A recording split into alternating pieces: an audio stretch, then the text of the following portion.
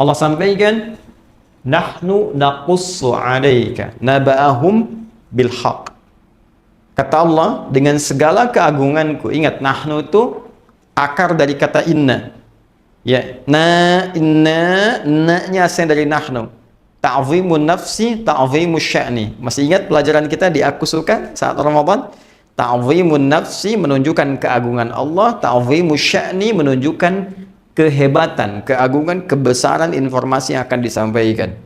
Ya, seakan Allah ingin mengatakan, demi keagunganku, demi kehebatanku, aku sampaikan informasi yang sangat berharga, informasi yang sangat bernilai, yang sangat dahsyat, sangat hebat. Nahnu naqussu 'alaika naba'ahum bil haqq. Kami kisahkan kisah para pemuda yang hebat itu, kan? Dengan sesungguhnya. Siapa para pemuda itu? Innahum fityatun amanu bi rabbihim. Nih, kalimatnya menggunakan ini. Ya, innahum fityatun, sungguh mereka itu fityatun, anak-anak muda. Teman-teman milenial, ya. Ada ayat milenial dalam Al-Qur'an yang menunjuk para pemuda. Ingat, ini kita ini, ya, generasi yang akan menggantikan orang-orang di masa kini, di masa depannya. Ayat ini berbicara tentang Anda, duhai teman-teman sekalian. Ada orang-orang milenial hebat, kata Allah, di masa lalu.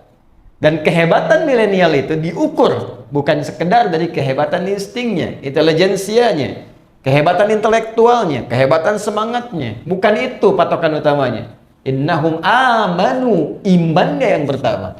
Jadi kalau Anda ingin dikatakan seorang pemuda yang hebat, generasi milenial yang hebat, maka syarat pertama kehebatan dalam pandangan Allah itu iman. Jaga iman. Kalau cuma sekedar jadi orang-orang yang intelektual, ya, punya daya dobrak yang tinggi, inovasi yang hebat, bikin aplikasi, bikin ini, bikin itu biasa. Jangankan Anda yang belum beriman pun mampu. Itu terbuka kompetisinya. Jangankan di Indonesia, di Amerika banyak, di Cina banyak, di Eropa banyak, melimpah. Tapi perlombaan menjadi baik, hebat dalam pandangan Allah itu spesial. Sang Khalik lah. Anda disebut hebat di Indonesia, belum tentu dikenal di Amerika. Orang Cina pun mimpi belum pernah ketemu kita. Orang Eropa belum tentu pernah lihat kita. Ya kan? Tapi kalau Anda disebut hebat oleh Allah, maka langit dan bumi mengatakan Anda yang terbaik. Maka syarat pertama, generasi pemuda hebat, itu kata Allah, amanu bi rabbihim, iman dulu. Nah, kenapa mereka disebut hebat? Ini dahsyat. Saking ingin mengupgrade imannya, mempertahankan imannya, mereka menghadapi intimidasi yang sangat luar biasa. Dikejar-kejar sampai masuk gua. Ancamannya bukan hanya sebatas intimidasi, bisa eksekusi. Bukan cuma persekusi, bisa dieksekusi. Ya, mereka untuk mempertahankan iman supaya di-upgrade imannya itu sampai masuk ke gua. Saking inginnya dekat dengan Allah Subhanahu wa ta'ala, saking ingin mempertahankan visi kehidupannya. Maka Allah katakan innahum, pakai inna, ya, harfu nasbin wa taukidin, tansibul isma wa tarfa'ul khabar, mabniun 'alal fathi la mahalla lahu minal i'rab. Huruf nasab yang mengangkat rafa ism, orang yang akan diangkatnya. Ini diangkat oleh Allah nih. Ini contoh nih, saya angkat nih. Dikenang kisahnya. Sampai kini masih diingat kisahnya. Ya. Wa taukidin, Allah kuatkan. Saya tegaskan, ini orang-orang hebat, contoh mereka. Ya. Tansibul isma wa tarfa'ul khabar. Dinasabkan. Nasabkan isimnya, jadi dibuka. Ya, saya kembalikan tadi. Perhatikan baik-baik. Tansibul isma, dinasabkan isimnya, dibuka, tancapkan dengan kuat, seakan-akan ingin mengatakan ini orang-orang bisa menancapkan dirinya, keimanannya pada dirinya dengan kuat. Ya, wa tarfa'ul khabar, diangkat beritanya sampai sekarang, ya, terekam sampai sekarang dikenang. Ya, mabniun 'alal fathi, mabni ditetapkan, fathah dibuka untuk kita. Ini kalau ngaji bahasa dengan dalam, ya. Kalau ngaji cuma standar di nahwu, sharaf mungkin nggak sampai ke situ. Kalau kita bawa ke ilmu bahasa, itu kita dapatkan, itu banyak makna. Banyak makna, harakat itu ada maknanya. Mabniun 'alal fathi, dibuka. Jadi contoh buat kita, la mahalla lahum lil i'rab. Tidak ada tempat untuk mengalami perubahan, nggak goyah dia. I'rab itu kan berubah, nggak goyah. Ini luar biasa. Nah, yang menarik apa? Belum selesai ayatnya. Wazidnahum huda.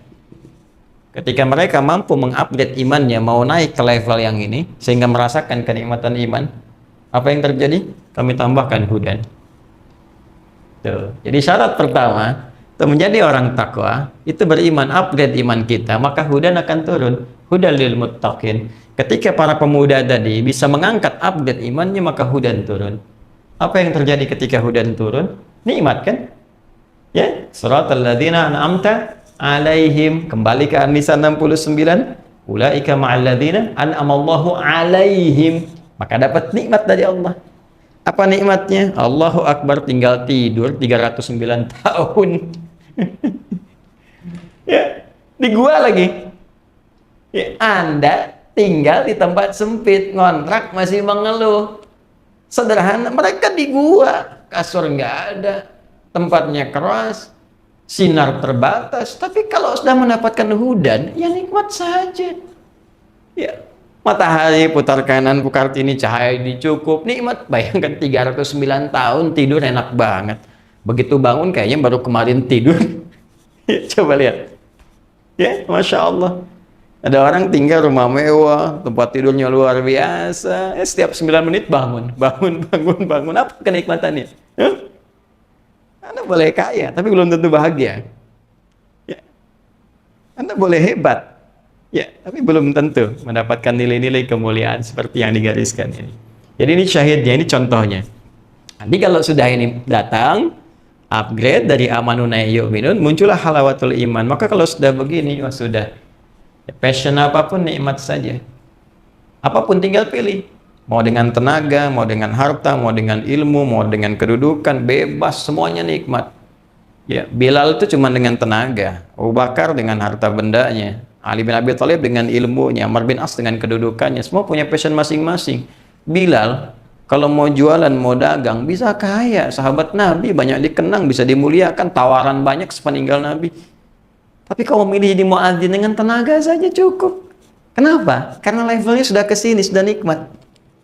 Allahu Akbar, Allahu Akbar. Begitu azan, Nabi mengatakan, aku mendengar suara terumpahmu di surga. Aku mendengar suara terumpahmu. Bilal sederhana. Baru azan, terumpah saya sudah di surga. Ngapain cari yang lain, dengan azan aja bisa ke surga? Itu Bilal.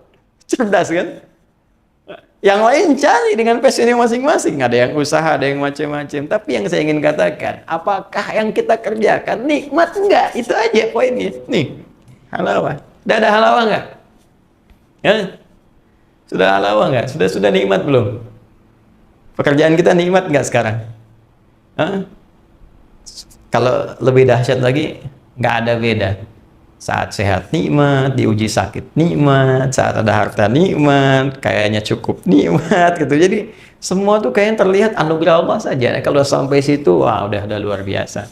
Nah, ini biasanya saking nikmatnya nanti hudan ini kalau sudah masuk kepada jiwa orang beriman, naik tingkat ke sini, maka Allah akan rekatkan di hatinya. Rekat.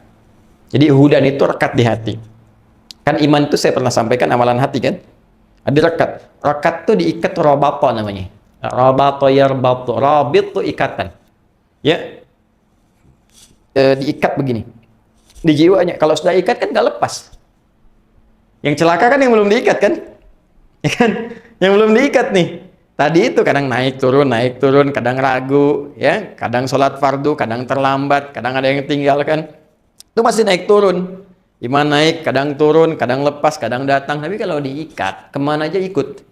Kalau sudah ikut, jadi pedoman dalam kehidupan. Ini yang hebat. Makanya di ayat selanjutnya, ayat ke-14-nya, وَرَبَطْنَا عَلَى قُلُوبِهِمْ.